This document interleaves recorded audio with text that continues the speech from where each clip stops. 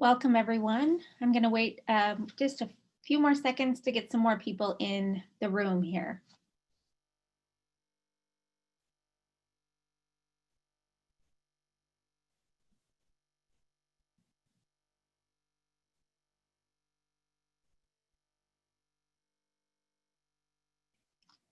Okay, good evening and welcome everyone virtually to St. Mary's College. My name is Arlene Montevecchio and I'm the director of the Center for Spirituality here at St. Mary's, which was founded in 1984 with generous support from the Sisters of the Holy Cross.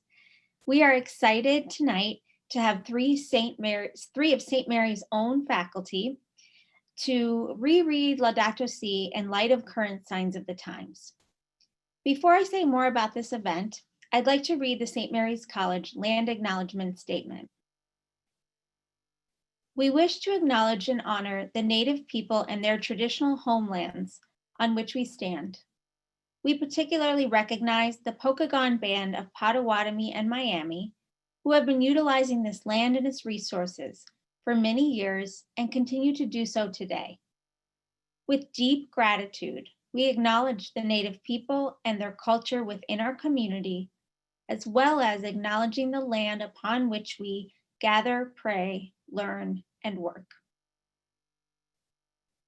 After delivering their prepared remarks, tonight's panelists are open to a substantive Q&A session, which will be moderated by Emily Sipos Butler, the Associate Director of the Center. The chat box feature will open soon in Zoom, and you can type questions that our panelists will eventually answer as time allows. I'm now delighted to frame the context a little bit for this exciting webinar. It is especially fitting that we observe the 5-year anniversary of Laudato Si by rereading this document in light of the signs of the times that the year 2020 has unfortunately brought us. The document's relevance is heightened by current political, social, and economic indicators, and it is complemented by the recent encyclical by Pope Francis, Fratelli Tutti. In Fratelli Tutti, the Pope frames the need for social friendship and political love through the lens of integral ecology, or the idea that everything is connected. We are connected through relationships with one another and the earth, and our social problems and solutions are also connected. Indeed, as Pope Francis writes in Fratelli Tutti, we must, quote, recover the shared passion to create a community of belonging and solidarity worthy of our time, end quote, in order to address the pandemic and what he calls other calamities of history. We are privileged tonight to enter into a dialogue with 3 accomplished scholars and begin to build such solidarity. It is now my privilege to introduce Professor Stacy Davis. Our first panelist, Stacy Davis, PhD, is Professor and Chair of Religious Studies and Theology at St. Mary's College. She earned her doctorate from the University of Notre Dame and teaches courses in religious studies, religious conversion, Jewish and Christian readings of the Hebrew Bible, the Torah, and the prophets. She researches and writes about African American and feminist biblical interpretation. Professor Davis, welcome to this webinar. Thank you very much. So that I stay on task, I actually have a PowerPoint just so I don't use up too much time. So let's see if this works.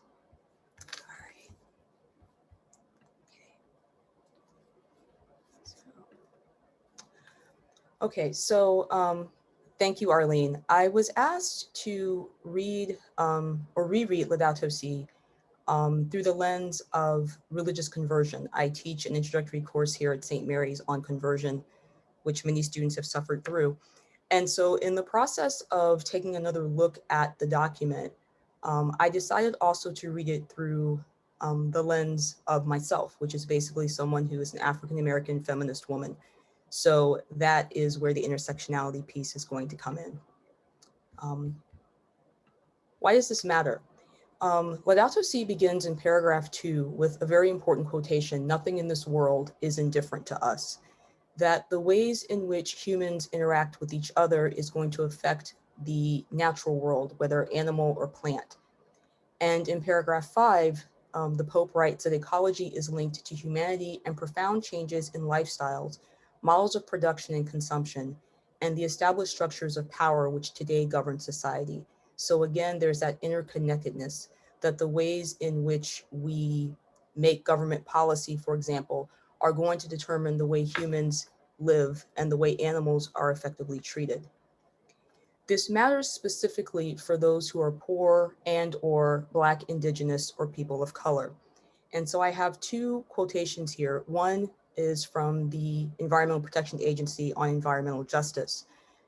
Quote, "Environmental justice is the fair treatment and meaningful involvement of all people, regardless of race, color, national origin, or income, with respect to the development, implementation, and enforcement of environmental laws, regulations, and policies," end quote. And this sounds like a very wonderful thing, and I was all excited about it until I actually listened to a very good lecture by Dr. Fayola Jacobs, who is an Afro-Caribbean professor of public policy. And she looked at that EPA definition and said, well, it's the equivalent of an all lives matter statement. And the reason she said that is because the environmental justice movement effectively began in the 1980s as a Black community movement, as a protest against the ways in which Black communities often found themselves living next to pollution sites, living next to landfills, and suffering the consequences of that.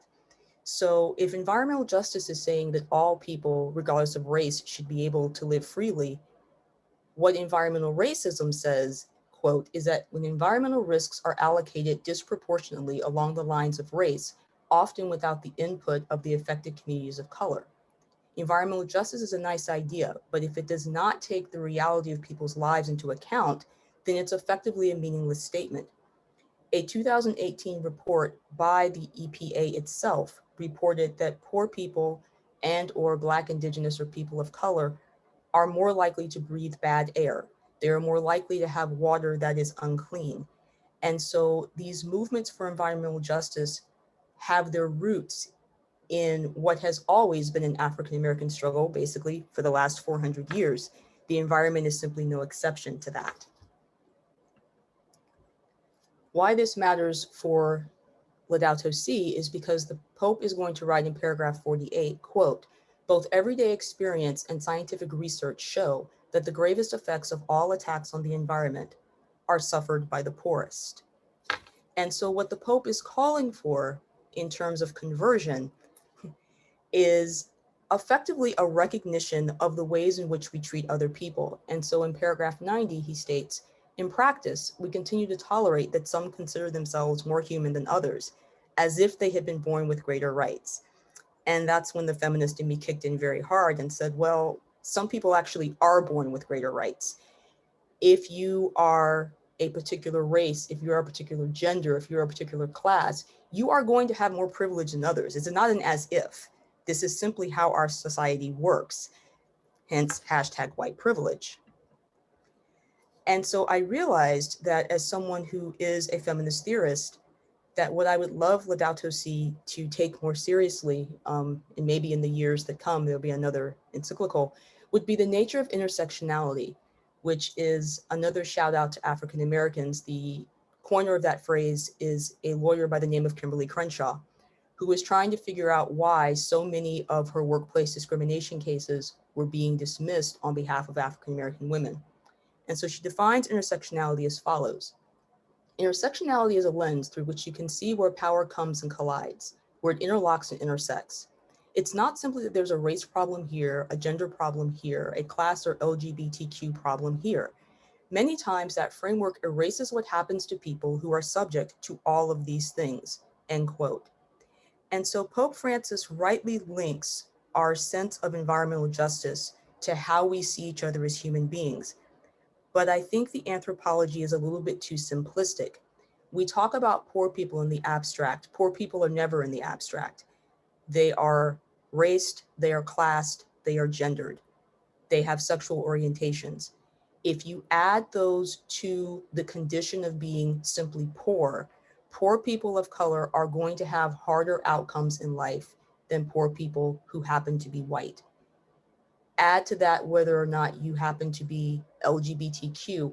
It's not just that you are poor, it's that you are poor and all of these other things that can make your life even harder than it needs to be.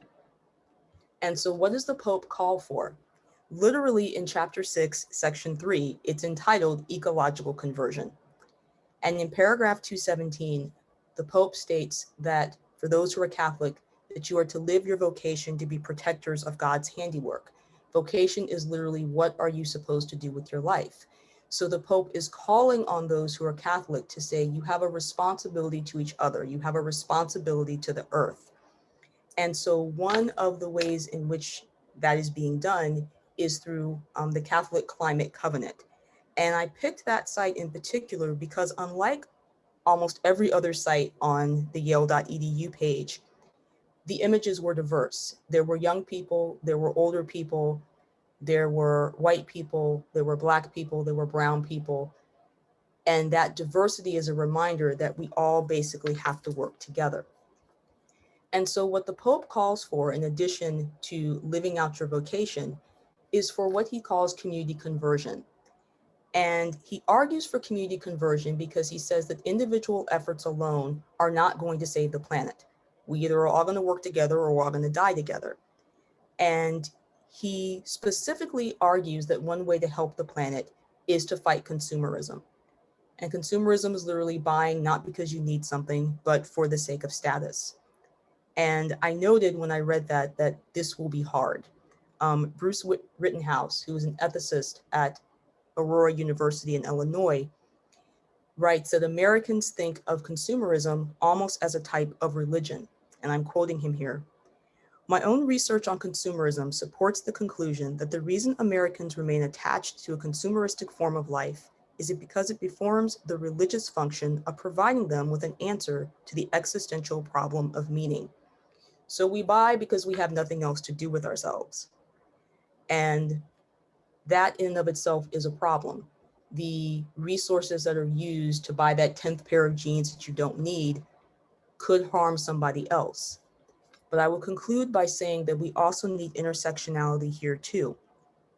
To ask people to buy less, to ask people to resist consumerism, as the Pope rightly does, is also to ask questions about globalization and poverty. What happens to folks who are working in Bangladesh, for example, when people do or do not buy their goods? To change one community, to have one community buying less, is to change multiple communities. And some simply have more privilege than others. For those who are fortunate enough to be able to buy fair trade goods, there are the folks who are working two jobs who may have to buy that shirt that was made in a sweatshop because they have to clothe their children. And so I both praise and critique Laudato Si. I praise it because it recognizes that we are all connected and that we basically should care about each other and about the planet. My critique would be that purchasing power does matter, that it is not enough to simply tell people to help the poor without being very clear about who those poor people are. And that also in some cases, buying things can be good. In the year of our Lord 2020, George Floyd lost his life. And one response that people had to that, besides protesting, was saying and encouraging people to buy from companies that were run by African Americans and that were run by women.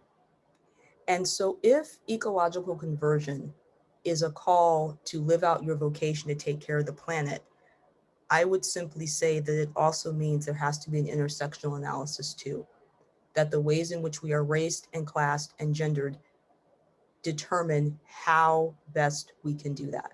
And that we should not assume that the poor are an abstract community, that a lot of times it is the poor that have been doing that work and are simply not getting the recognition. So in a nutshell, I think my working thesis for Laudato Si is a wonderful start. I'd simply like more Black people and more women. Thank you.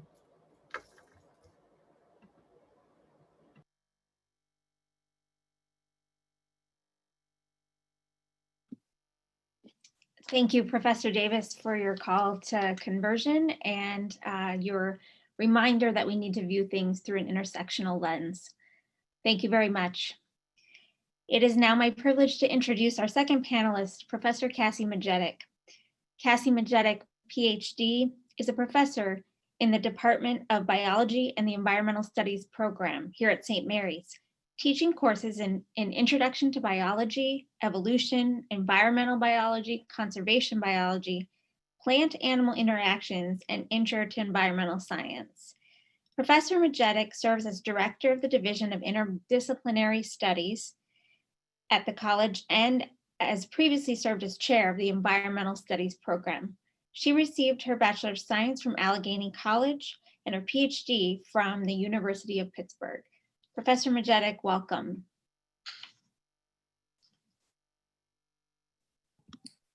Thank you so much, Arlene. I'm actually very grateful that Professor Davis spoke first, because she managed to very beautifully sum up some of the issues that I'm going to hit on. And it gives me some time to talk about some other things in conjunction with her description of environmental racism and environmental justice.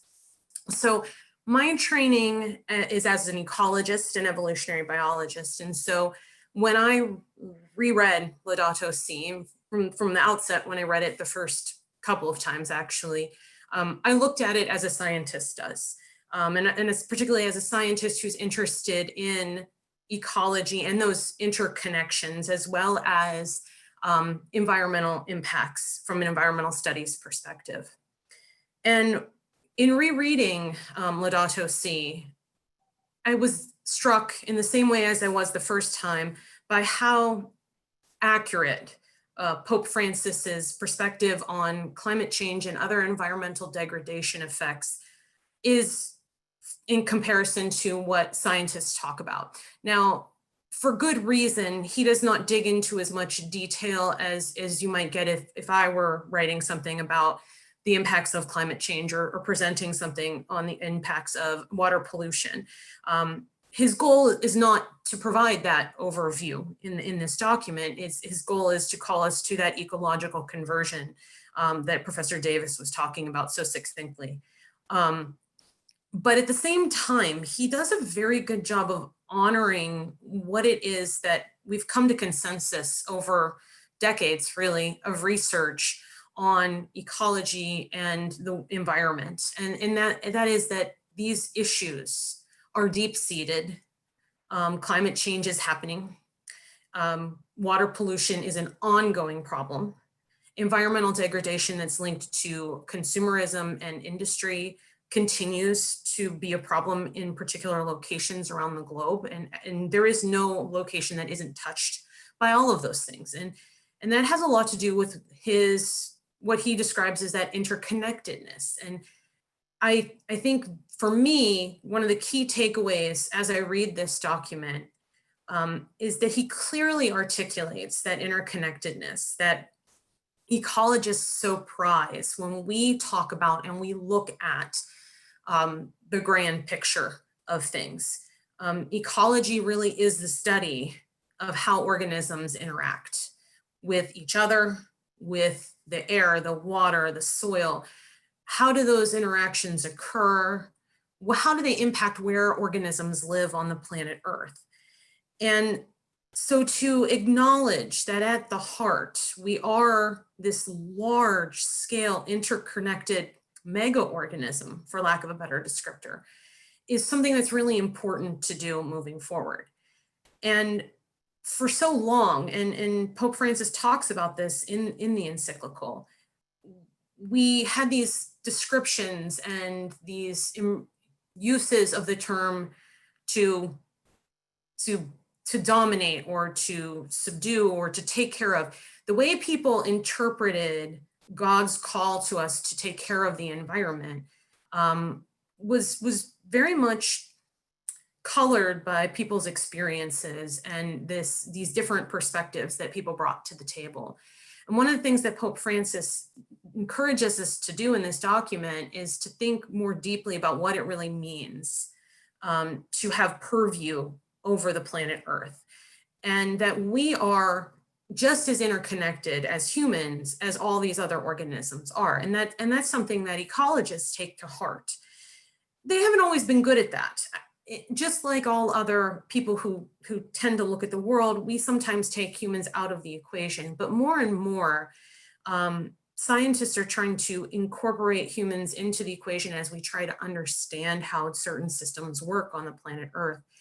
Because without thinking about all of those pieces of interconnectedness, we can't really solve problems. We can't really understand the way that things are happening on the planet Earth. And so the fact that that's such a focus in this document speaks to Pope Francis's understanding of the underlying science that's involved in things like climate change and water pollution and soil pollution and chemical air pollution. But the fact that he wants to take that framework and not have it separate from what we're called to, from a religious perspective, from a faith-based perspective, from a moral perspective. So many people try to separate those things out. And what I think Pope Francis does really well in this document is to point to the fact that we can inform one another. We ask different questions, and there's some great writing by a range of different scientists and people of faith about, you know, kind of these loci of focus, these areas that scientists are trying to work on versus people of faith. But the reality is that some of these things can come into dialogue because they influence one another. And having those dialogues is quite important. And so that's something that every time I read this document speaks to me as a scientist and as a person of faith, is that those two things can inform one another. And if I'm thinking about these things from a moral perspective, I can also think about them from a scientific perspective. Now, things from 5 years ago versus today in terms of the realities of climate change, pollution, water quality, all of those things, unfortunately haven't really changed. We're still in similar places when it comes to issues of climate change. In fact, the amount of carbon dioxide has continued to increase globally. We're seeing more and more of those effects of climate change: severe storms, extensive droughts, wildfires in California, in large part due to changes in weather patterns over time. We're seeing climate refugees, which again speaks to some of these social justice issues and environmental justice issues. Those things haven't gone away. They've gotten worse in some ways. Water pollution, same exact story. Air pollution, same exact story. We have seen a lot of countries take steps in order to try to reduce their carbon footprint, to try to reduce their pollution footprint. But for every country that does some of that, we have other countries that don't. And this is a global problem. Things that happen locally end up having impacts globally. The air that we have here in the United States, it travels. If we have air in China, it travels to the United States. We know that pollutants can travel through water, plastics can travel through water, all kinds of different things travel. Nothing stays in one place because of this interconnectedness. And so the reality is that from a scientific and environmental landscape, we're not in a new place 5 years later from when Pope Francis really wrote this. And in some ways, there are challenges ahead that are new compared to where we were when Pope Francis wrote this. One key example is the US withdrawing from the Paris Agreement on climate change action. That has happened within the last 5 years and has the potential to have huge impacts on how climate change continues over time. Another thing that really hasn't drastically changed is kind of this perspective on who's being affected. And as Professor Davis was talking about, environmental justice is a catch-all for all groups, but those who are most profoundly impacted by all of these problems are the poor, the disenfranchised. They're more likely to be women and children. They're more likely to be people of color. That hasn't changed either. And while Pope Francis does paint with a kind of general poorest brush, as Professor Davis pointed out, there are particular groups that fall into those categories more than others. And that is true in the United States, and that's true worldwide. And that kind of brings me to what I've been thinking about. One of the things I thought about a lot when I was rereading Laudato Si. And I was actually I thought about this a lot from the perspective of the current pandemic and COVID. One of the things that strikes me when I look at Laudato Si and when I look at the call in it, and I look at the current pandemic, is how tightly interwoven the current pandemic is with some of this environmental degradation that's happening worldwide. We're still not 100% sure where COVID originated from, but the reality is that one key hypothesis is that it's from wildlife exploitation. And Pope Francis writes quite a bit about how we need to be thinking more about protecting biodiversity. Wildlife exploitation leads to interactions between humans and all kinds of different wildlife in market settings. Sometimes people are using these market settings to actually get the foods that they need. In certain countries, harvested wildlife is where they get their main source of protein. But there's also a demand for luxury goods, and those are places where we could actually see the source of COVID from organisms like pangolins, which really don't have a lot of dietary value, but are seen as sources of medicines, and they can carry coronaviruses. That's one hypothesis of where this virus came from, that it came from wildlife trade and interactions between humans and the wildlife trade, and that negative impact and degradation on our biodiversity that Pope Francis writes about. The interaction between COVID and pollution is profound. And that doesn't sound like something that you would see on the surface, but the most negative impacts of COVID are happening to those with pre-existing conditions, including lung dysfunction and heart problems. As Professor Davis mentioned, a lot of those conditions are associated with people that are in disenfranchised populations because they live next to power plants, landfills, poor sources of air pollution or air quality and water. You're more likely, if you live in an urban area or a highly industrialized area, to have asthma, to have blood pressure or heart problems. Those people also are more likely to have high impact risks when and if they get COVID. Those individuals are also more likely to be essential workers. And so they're more likely to come in contact with people who have the disease. So it's almost a double whammy effect for people in disenfranchised populations, for people of color. They're impacted by the pollution. It has a negative impact on their health. And then when we have a pandemic like this, they're targeted once again. And then the other thing that struck me as I was reading through this document and thinking about the current state of affairs in the world was this interaction between climate and COVID. One of the things that we're seeing now as an effect of climate change is an increase in severe storm events in some areas, increased drought in others.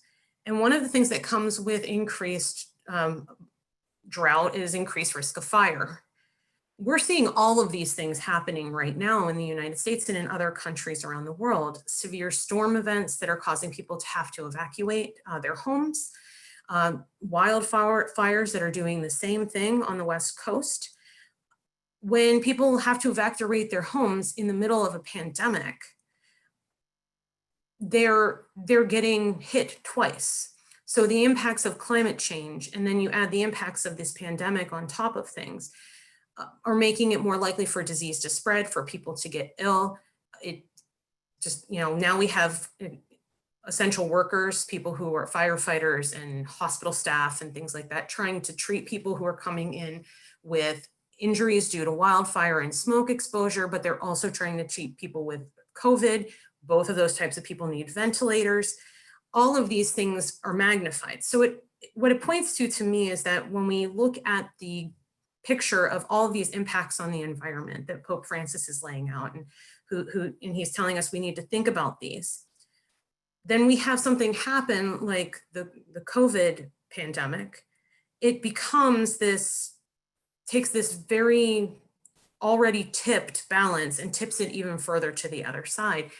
And so to think about how all of these things are interconnected and the impacts that they can have on one another and how things can grow and change, and that further cements in my mind what Pope Francis calls us to in this document, to think about this ecological conversion and the impacts that it has. Because if we can take care of some of those things, then when we have things happen like the COVID pandemic, that becomes less problematic.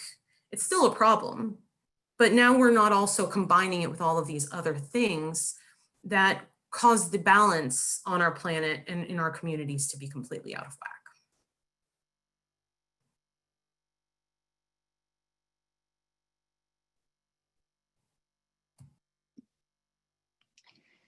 Thank you, Professor Majetic, especially for connecting the science and the faith dimensions for us. I really appreciate your insight and your participation.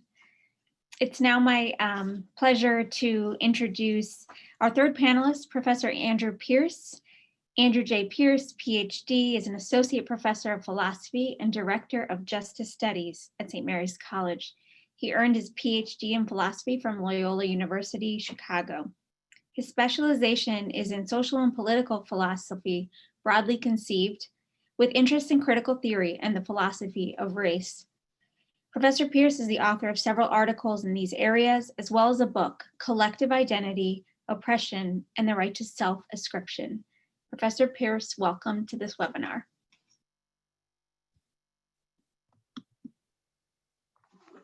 Thank you very much. Thanks, Arlene, for organizing this panel and including me in it. And thanks to my fellow presenters for their illuminating insights. Let me just share my screen here.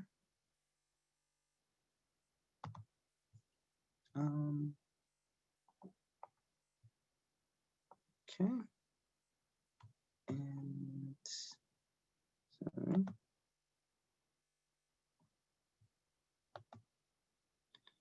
Just need to get to the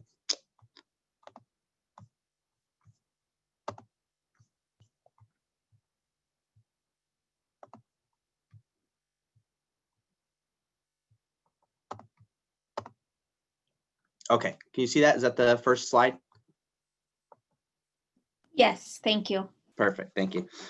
Okay, so I'm very excited to follow those two very insightful presentations, and I'm going to continue to develop this same theme, interconnection, the interconnection between social justice and environmental justice, and the interconnection between the human community and the natural world. I'm going to start here, though, with a sort of a broad list of themes that I noticed in Laudato Si. This is not meant to be an exhaustive list by any means, but these are the sort of the things that stood out to me. Oneness of humanity with nature, interrelatedness of social and environmental justice, acknowledgement of the threat of climate change, a critique of a single-minded reliance on technology, emphasis on the value of non-human life, and a critique of free market capitalism. Many of these themes have already come up, but I'm going to focus specifically on the three that I have highlighted here: the oneness of humanity with nature, the interrelatedness of social and environmental injustice, and the critique of free market capitalism. Okay, so we'll start with the oneness of humanity with nature. I see Pope Francis's encyclical as being in large part a critique of anthropocentrism. And anthropocentrism is the idea that human beings are the primary, or in some cases even the sole possessors of intrinsic moral value. This doesn't mean that nothing else has value, but it does mean that for anthropocentrists, whatever value non-human entities have is instrumental. Its value is its value for us. So animals have value insofar as they provide us with nourishment, with labor, with companionship, or maybe even just aesthetic appreciation in the case of wild animals. And likewise for the physical environment, the soil has value insofar as it produces food for us. The forest has value insofar as it produces timber, and so on. And some environmentally minded critiques have linked this sort of view to the Judeo-Christian tradition, pointing, for example, to language in Genesis that talks about humanity having dominion over the earth and subduing it. I believe Professor Majetic referred to some of that language. And so these critics make the argument that these theological assumptions undergird an instrumentalist view of nature that really emerges in the European Enlightenment, and that which in turn produces a culture aiming to subdue and control nature through technology. Lynn White is one influential example of this in his article, The Historical Roots of Our Ecological Crisis, sort of accuses the Judeo-Christian tradition of being the ultimate source of Western anthropocentrism. Pope Francis views this as a serious misunderstanding of Genesis and of the Judeo-Christian tradition. And I've pulled up a couple of passages here that demonstrate this. So this is from paragraph 116, where he says, an inadequate presentation of Christian anthropology gave rise to a wrong understanding of the relationship between human beings and the world. Often what was handed on was a Promethean vision of mastery over the world, which gave the impression that the protection of nature was something that only the faint-hearted cared about. Instead, our dominion over the universe should be understood more properly in the sense of responsible stewardship. And underlying this view is a kind of a metaphysical view about the interconnection of human beings with nature. And he says in paragraph 2, we have forgotten that we ourselves are dust of the earth. Our very bodies are made up of her elements. We breathe her air and we receive life and refreshment from her waters. So trying to make the point that it doesn't really make much sense metaphysically or theologically to sort of separate human beings out from the rest of nature, because we're part of nature, right? We're made of nature. So that's one important theme.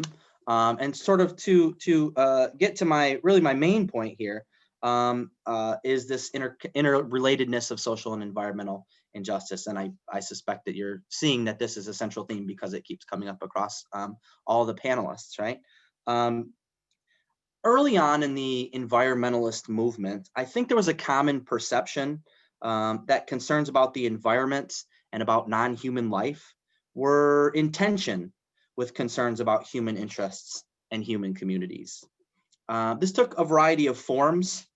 The idea, for example, that addressing environmental concerns means that humans will have to make sacrifices and thereby results in a lower quality of life.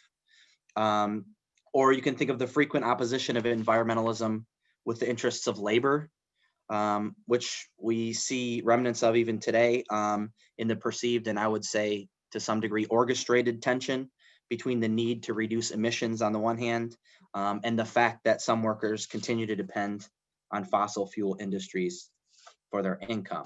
So essentially this kind of perception painted environmentalism as a kind of aloof, liberal movement that was out of touch with the concerns of working people. And maybe that tension is not entirely artificial. Maybe there's not some tension. Maybe there is some tension there.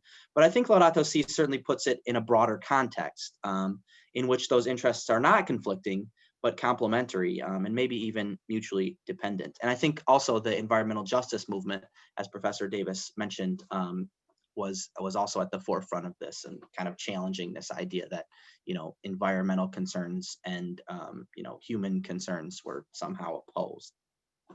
So that's what these quotes for the encyclical sort of demonstrate here. Pope Francis notes that many of the poor live in areas particularly affected by phenomena related to warming, and their means of subsistence are largely dependent on natural reserves and ecosystemic services such as agriculture, fishing, and forestry. They have no other financial activities or resources which can enable them to adapt to climate change or to face natural disasters, and their access to social services and protection is very limited.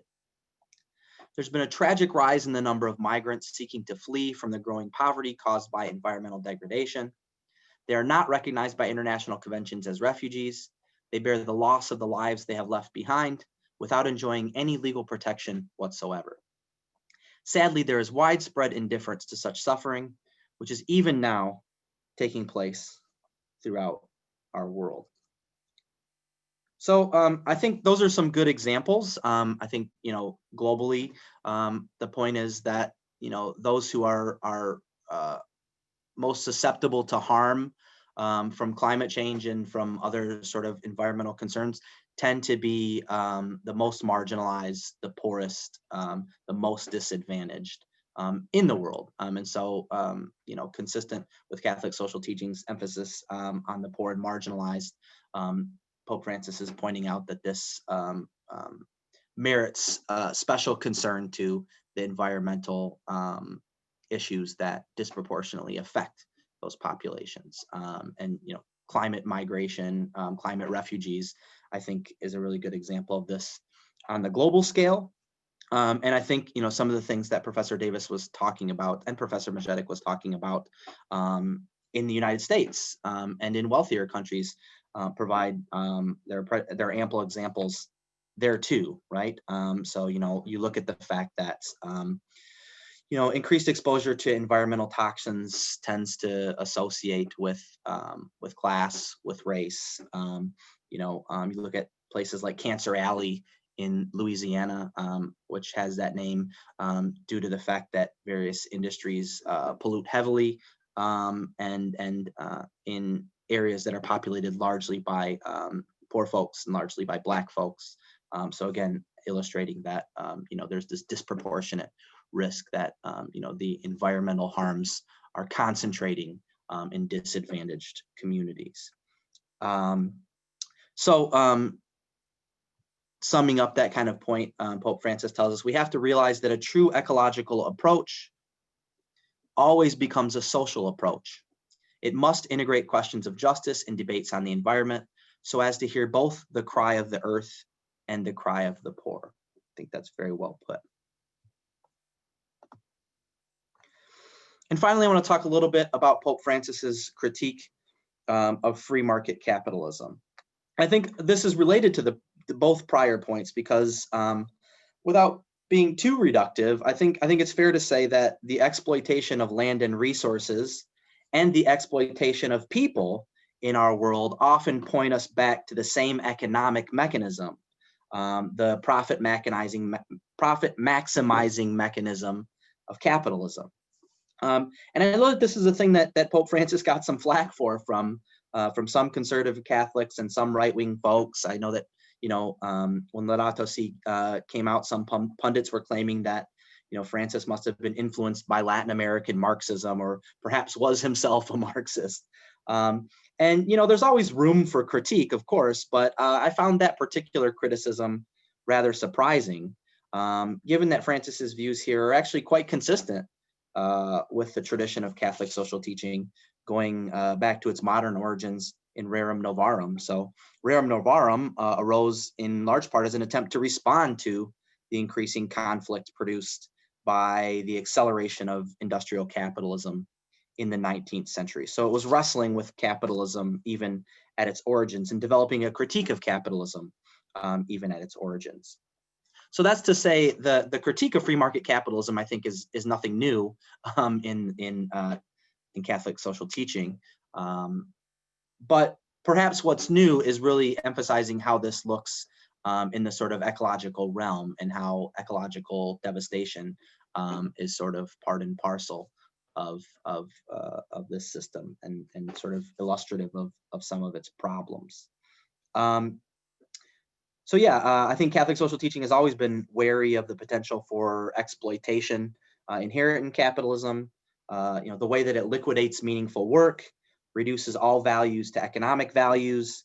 But on the other hand, just to sort of address that critique a little bit more, that sort of critique that it's Marxist or something, I think Catholic social teaching is also wary and critical of key aspects of Marxism, including the centrality of class conflicts to that worldview, and of course its atheistic assumptions. So again, I think that's kind of what's underneath this, some of what's underneath this particular, whoops, oh no, I don't know how, okay, this particular passage. So once more, we need to reject the magical conception of the market, which would suggest that problems can be solved simply by an increase in the profits of companies or individuals.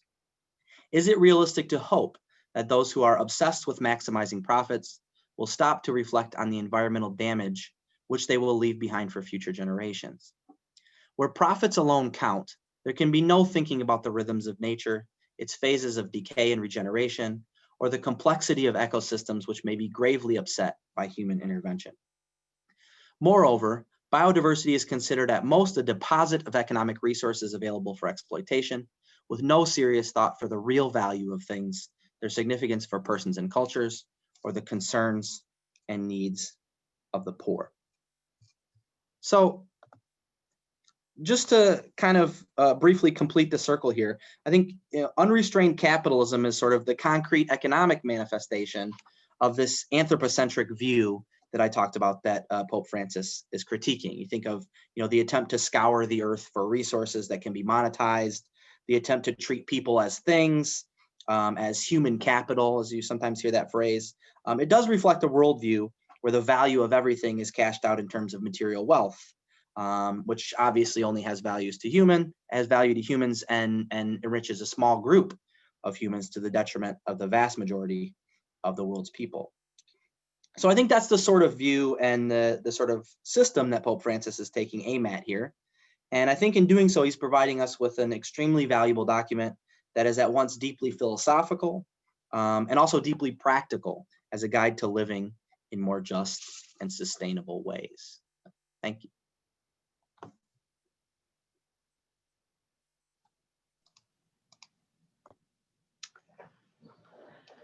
Thank you, all of you panelists, for giving us so much to think about and maybe a new way for some of us to enter into Laudato Si and think about it and the relationship. We have several questions here, so I will go through these and we'll get to as many of them as we can in the time that we have here. I'm going to start with one question here that perhaps is each of you may want to take a stab at. Someone is asking, what happened to the environmentalism of the last century? How did it disappear? What is the first step that we can take to encourage living in more just and sustainable ways? Would any of you care to take a stab at that one? Well, I can start with the environmentalism disappearing. So I think the short answer is that it hasn't. The reality is that environmentalism over the last century, it looks different at different periods in time, but the reality is it's been in place for a very long time. Where you start the time period of environmentalism, like what watershed moment you associate with the upswinging in environmentalism is debatable. There are lots of different timelines that are out there for that. But I think what has happened and what happens in terms of disappearing is that as public perception of what it means to have an environmentalist perspective on the world shifts, people have a tendency to pull back from publicizing that.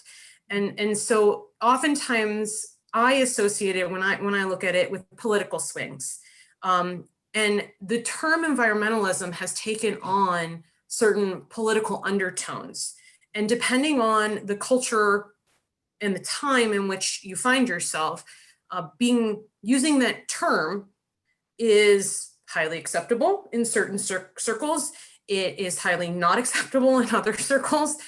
And that's one of the things that I always find so interesting talking to people. If you talk to a lot of people and you don't use the term environmentalist, what you find is that most people are in favor of things like clean air and clean water and, oh, maybe we shouldn't have a place called Cancer Alley in Louisiana. And those are all things that are true, but the minute you use the term environmentalism, some people charge in and embrace that term and other people don't. And so what happens is a lot of times we don't use that term when we're talking about these issues. And that can, I think, from my perspective, can make it look like environmentalism has disappeared. The reality is it's always been there. It's how we use that term that I think has differed. So, I mean, I'll stop there and let others chime in. Yeah, I would just say briefly that when I saw that, I thought, well, it kind of hasn't. The example that popped into my mind was actually Flint, where when things started to go sideways with the water and you had these women, black, brown, white, going, something is wrong with our children, they would not have necessarily called themselves environmentalists, but what they were doing was classic environmental activism. They're saying, we don't know what you all did, but something is wrong here, and we need you to fix it because we cannot drink this. And so I would call that environmental activism. I would call it an advocacy for environmental justice. They might have just called it, we need clean water, but those are the same concerns that women and or women of color have been having for 40 years. You are putting us in a position where we cannot thrive. Yeah, I would just echo the sort of point that, I mean, I think it's an unavoidably political issue, for better or worse. When I think about the question, you know, what is the first step that we can take to encourage living in more just and sustainable ways? Like I understand that question. I feel that question myself too, and I'm tempted to sort of like say things about how we can change our lives. You know, there are certainly all these kinds of steps we can take to, you know, reduce our carbon footprint and, you know, to consume more ethically and things like that. But then also in the back of my mind, I think of these statistics that, like, you know, 70% of emissions are produced by like a very small number of oil and gas companies and things like that. And it makes me feel a little bit skeptical about like what sort of these how much impact these kinds of individual measures can take alone by themselves. And so I think, you know, while at the same time, it's certainly important to think about our personal, you know, carbon footprint and the impact of our personal actions. We also have to find ways to hold people with power accountable, and that's a hard question to answer. But I think that's really the key to addressing this and finding a more you know, just way to live together, not just as individuals. Yeah, and one example from South Bend, just to kind of point to that, is the Sunrise Movement, which is actually not just in South Bend, it's a nationwide movement. It is made up of people from all kinds of different walks of life who are advocating for cities and structures and other types of organizations to create new legislation, to create new policy that encourages more climate-friendly activity. And so when you make those changes at an infrastructural level, at a policy level, then that impacts industry. And if that impacts industry, then it gets to those 70% of fossil fuel and gas and oil companies that that Professor Pierce is talking about. Those are things you can get involved in. You can join those groups in the same way that people in Flint banded together and started not just, well, you know, we'll buy bottled water. Well, you can't afford to buy bottled water. So what they have to do is they have to push on these other structures. And it's that power, that push that of people that can create that larger scale change. Not just, you know, I'm getting a new car and I'm going to make sure I buy something that's fuel efficient, which is also good. But that's how you take it to that next step. And there are ways that you can get involved in that in almost every community nationwide and globally as well. There are lots of international groups that do the same kind of work. Yeah, that is really related to a couple other questions here. So I'm going to pose one of them about precisely that question of how we engage in this kind of social approach, or we collectively are able to take some kind of action. So there are many thanks to you all for insightful remarks. So all of you have talked about systems that fall short of creating a social or political approach to solving environmental problems. So which bodies in the social or political systems do you envision either ruling or influencing steps towards solutions? An example that was given here is the Juliana versus the US lawsuit brought on by the law firm Our Children's Trust, seeking oversight from the judiciary to rule and oversee laws that protect the environment.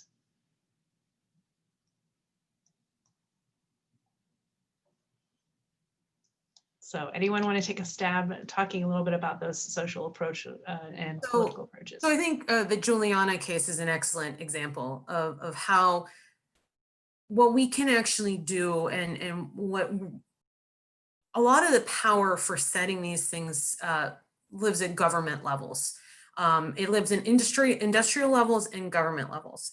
And so in order to really advocate for change and to push for change, oftentimes one of the most effective ways is to use the legal systems to basically force the government's hand to think about how the policies that they set have these other unintended impacts. And I think that's really been a source of tension and is why we're seeing some of these lawsuits like the Juliana case, which is, like I said, an excellent example. And that in that particular case, for those who might not be familiar with it, it's a group of kids who are suing the US government. And you know, where are we in the world where we have to have a group of kids that are the ones that, you know, come charging out and say, you know, there's a problem here. And so what we're seeing a lot of is lawsuits that push on federal government. We're seeing a lot of localized movements that push on state groups for change. That's happened here in South Bend. There was a lot of push from local organizations on a climate ordinance a couple of years ago. And they were, I would say, moderately successful at making some steps in the right direction. The other piece of, so that's the political piece, the social piece comes in terms of either consumer pressure and kind of to Professor Davis's point about thinking about consumerism and having those varying impacts. And in this case, it would be to think about putting pressure on institutions and industrial sites that are doing those environmentally harmful things. You know, I have a lot of students that are interested in fast fashion for that particular reason, because if you push on the fast fashion piece, then it has this trickle down effect in many different ways, some very good and some very bad. And so there's that. So those kinds of consumer pushes are another example of how socially we can do some of those things. And I would also, I'm a bit of a skeptic of institutions these days, but that's because I'm old. But one of the things that I would say is if you have the power to vote, then you do so. There's a sense in which all elections matter. And it's important, I think. I am hesitant of any single issue voter, but experience teaches that most people in almost any election are going to have a policy statement. If you want to find it, go find it. And you may find that some of those folks that you like in one area, you might also like because they're concerned about clean air and they're concerned about clean water and they're concerned about social justice. Intersectionality says all of these things are connected. Okay, I'm not saying that there aren't awful environmentalists out there in the world. I'm sure they're out there somewhere, but they might have some other good qualities as well.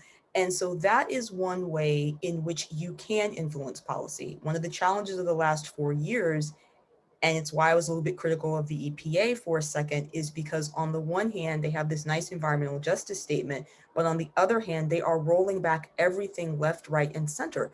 So voting, regardless of political party, voting has consequences. And so a party can be very good in one area, but they can also make it very hard to breathe literally in others. So educate yourself if you can. That is something that you can do. That's a civic right. You've earned it. Go use it.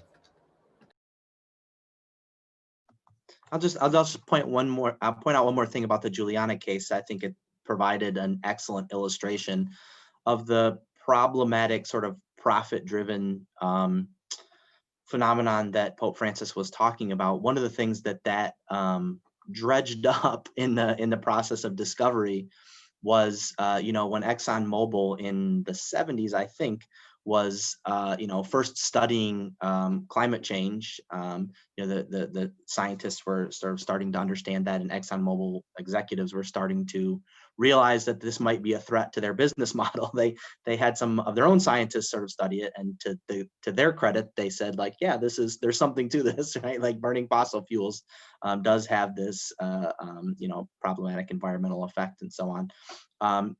And instead of sort of at that point thinking about like, well, how can we shift our business model to more renewable energy sources and things like that, what they instead decided to do was, put in place an intentional disinformation campaign, essentially, and say like, we need people to be questioning this science. We need to sow distrust. We need to make it into a political issue, which they very successfully did. As you can see today, the way in which climate change has become kind of this like issue that, sort of defines your political perspective, allegedly. So I think that's exactly the kind of thing that Pope Francis is talking about when he's talking about these, these organizations that are putting profit, before other things that we should probably be prioritizing, like the ability to live on the planet and so on.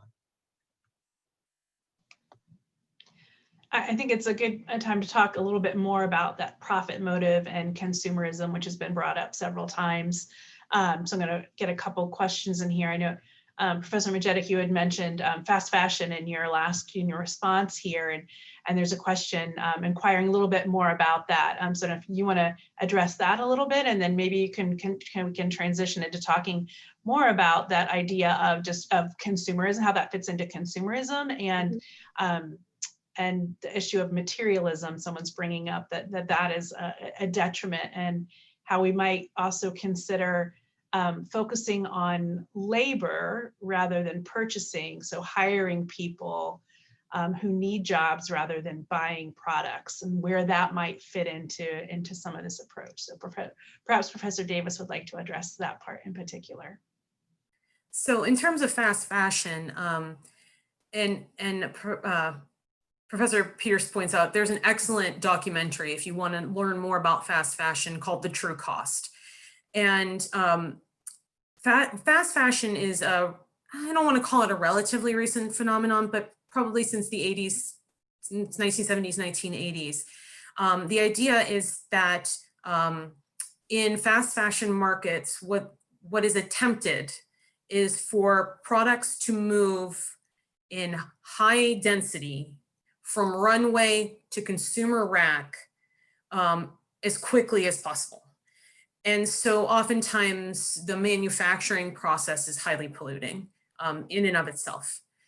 It also usually involves sweatshop labor, which has some pretty profound impacts, as Professor Davis was kind of alluding to earlier on in her remarks.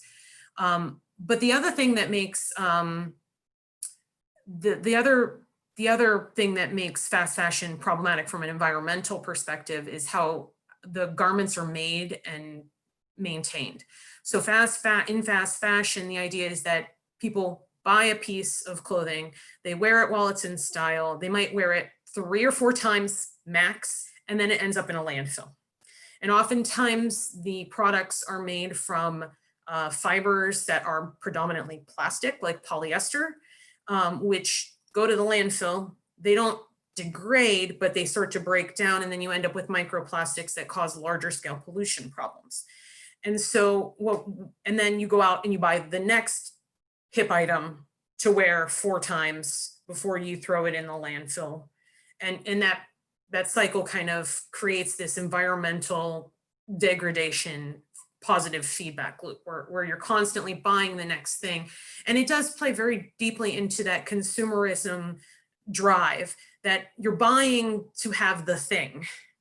You're buying because that was on the runway last season and you want to have it, and then you wear it and it's no longer in fashion. So then you buy the next thing. And so you create this cycle that has both environmental, social, and long-term, actually, I would say moral perspective problems associated with it. So a lot of the big stores that you might go, like big box fashion stores, they're going to be doing fast fashion to some extent.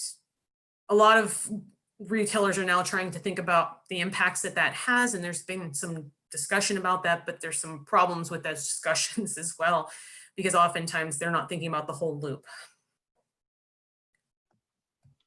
I think there's a really interesting kind of, I don't know, spiritual dimension to that as well. When you think about the consumer side and the critique of consumerism, one of the really interesting points I thought that film made was that, you know, as people have bought more clothes, right? If you think about, you know, they made the point like 100 years ago, you know, people might have had, you know, 4 outfits, and now who knows how many outfits people have, right?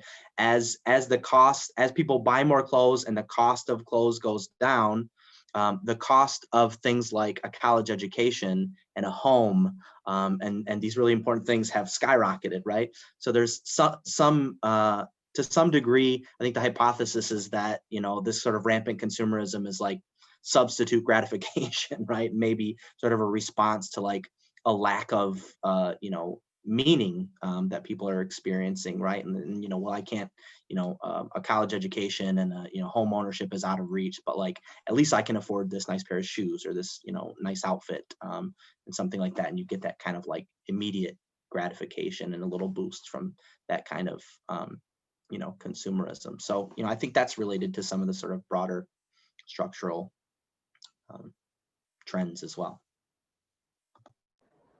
And I also think that in what is effectively a global economy, to suggest that, you know, we hire people who need jobs as opposed to buying more, well, the question becomes hire to do what, right?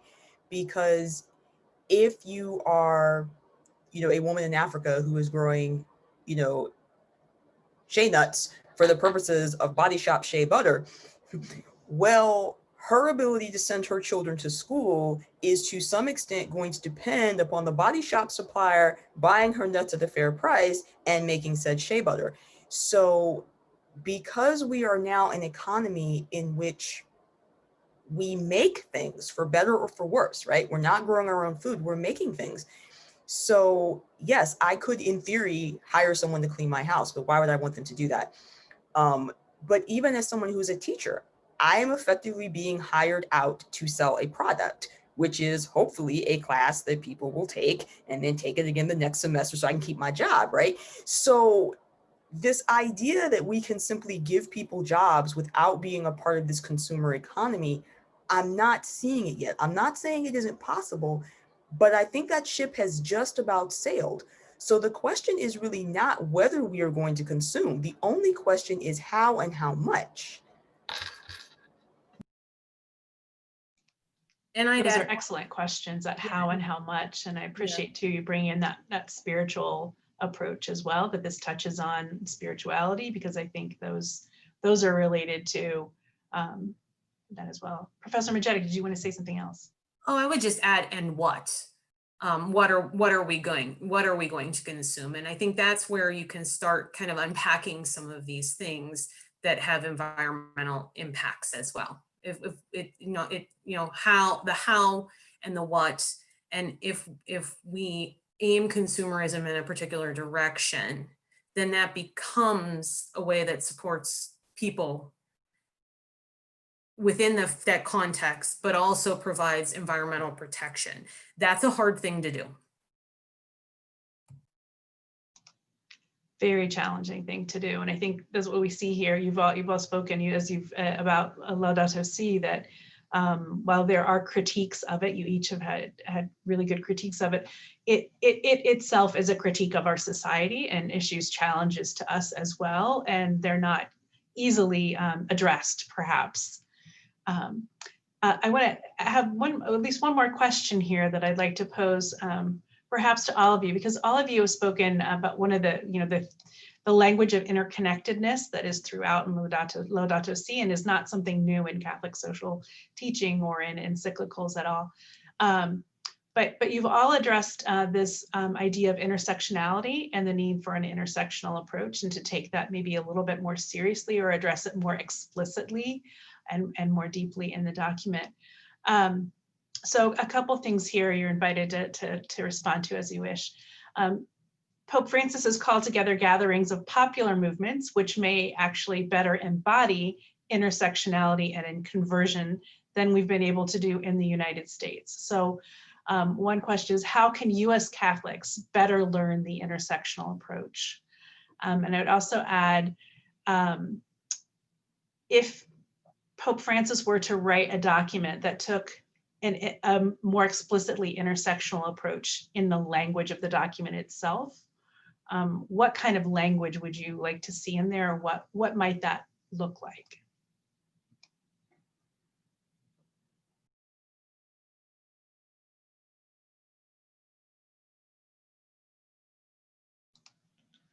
I know it's kind of like big questions there, but but how I think given that we've already addressed a little bit the political side, how a lot of this environmentalism itself has become politicized, and in a highly divided political environment in the United States, I would just say that probably enters into this consideration of how we might better help US Catholics understand an intersectional approach when that itself has been politicized. But perhaps you have some other things to say. Well, I think one of the things that for US Catholics that might be helpful is to, and it's a way to start. It's by no means, I mean, to become intersectional it takes a long time, and it's in the sense that you really need to train yourself to ask questions and to listen, and that's not something that comes easily to most people. We're not good listeners. That's the bottom line. And one thing that I personally had some experience doing, and I'll only speak from my own personal perspective here, is that I actually got involved with an organization that looked at climate change from an interfaith lens. And I think one of the challenges that Catholics often have is that we don't have dialogue with non-Catholic groups about some of these questions of environmental thinking. And Catholics in general, we're not really orientated towards environmental thinking. It's just, it hasn't been something that has been part of the Catholic perspective for a very long time. And it's only recently gone in that direction, in large part because of Laudato Si. I'm a practicing Catholic. When Laudato Si was published, I did a happy dance, for lack of a better descriptor, because it was the first time that I had read a document that took some of the things that I had been thinking about and actually put them in the vernacular of Catholic social teaching. For me, that was a huge deal as a Catholic. But if you talk to other faith organizations, and that's not something we've talked about today as part of intersectionality, but when you talk to other faith-based groups, they're much more active in talking about things like climate change and water problems and things like that. Partly it's because of their personal experiences with those things. Certain faith groups occur in different locations, and so they might have more firsthand knowledge. But having those conversations, to move beyond the Catholic circle, to have some of those conversations with other faith groups, I think that's a first step. And it's something that binds all those people together, right? That's a common thread, that's faith, that allows you to start having those conversations. You come at it from that common perspective, and sometimes that helps to open that dialogue to start to move out and create opportunities to listen. So that's, in my mind, that's one possible place. It's by no means the only one. I would say another place, and this is a bit of a challenge, I think, for a lot of Catholic hierarchy. I guess there would be two. One is to recognize that there is a diversity within Catholic tradition. When I first started teaching at St. Mary's, I had a student who was stunned that there were actually Black Catholics. And I'm just going, my paternal grandfather's side of the family's been Catholic since like 1820. So, this level of not knowing that there are people of color for whom there are deep roots here, that there are Latinx Catholics who have been talking about maquiladoras since the 1980s. Part of the problem, I think, is that because initially Catholic theology reacted so strongly against liberation theology with the preferential option for the poor, and were a little too quick to associate it with Marxism, it has made it hard, I think, in the years that have followed for Catholic theologians to take theories and ideologies that might not be based in the Bible as seriously. Intersectionality, for example, is part of feminist theory. And there's been this huge debate the last couple of years about gender ideology. I think one thing that might help you as Catholics to take an intersectional approach is actually to take Nostra Aetate seriously. The document that basically argues in paragraph 2, quote, "The Catholic Church rejects nothing that is true or holy in all of these religions." I would substitute theory for religion as well, right? That we can debate about certain elements of feminist theory, but still recognize that intersectionality is a thing. That we can debate certain theory elements of critical race theory, but recognize that privilege might be a thing.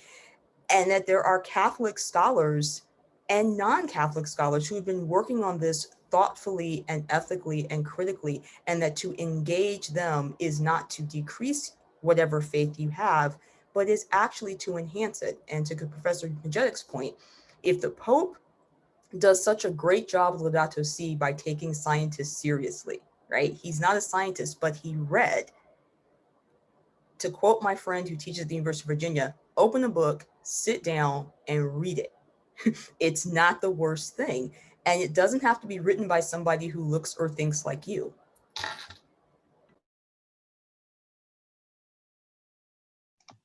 Those are both Professor really Pierce, good and last thorough remarks answers. here. So I don't think I could speak to in the same level of detail or expertise, but I was kind of just sort of thinking through right now the relationship between intersectionality and the preferential option for the poor, right? And maybe just a kind of a simple point to sort of bring those things together is that, you know, I think maybe sometimes when people think of the preferential option for the poor, they sort of assume it's obvious who the target of that is, right? You say, oh, there they are, they're the poor. Or, you know, if you expand that to marginalization and vulnerability, you can say like, oh, okay, well, you know, these communities of color are marginalized or vulnerable.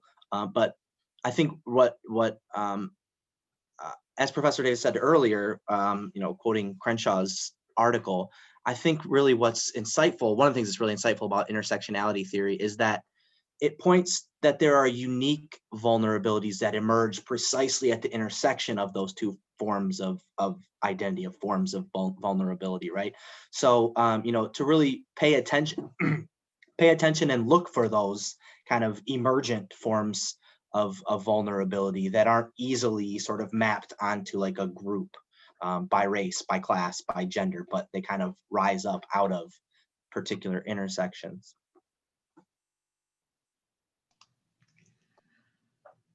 I think that's a great note to end on, kind of back where we started. So I want to thank you all. We're very pleased to have spent the last hour or so engaging with our esteemed panelists here and all of you who are tuning in. Thank you to Professor Stacy Davis, Professor Cassie Majetic, and Professor Drew Pierce for your excellent presentations and the conversation here afterwards. Thank you to the staff of St. Mary's College Campus and Community Events, Integrated Marketing and Communications in the Center, and others for their assistance with logistics. And thanks to the donors who generously make this lecture possible. And thank you to each of you for spending the past hour with us. Good night.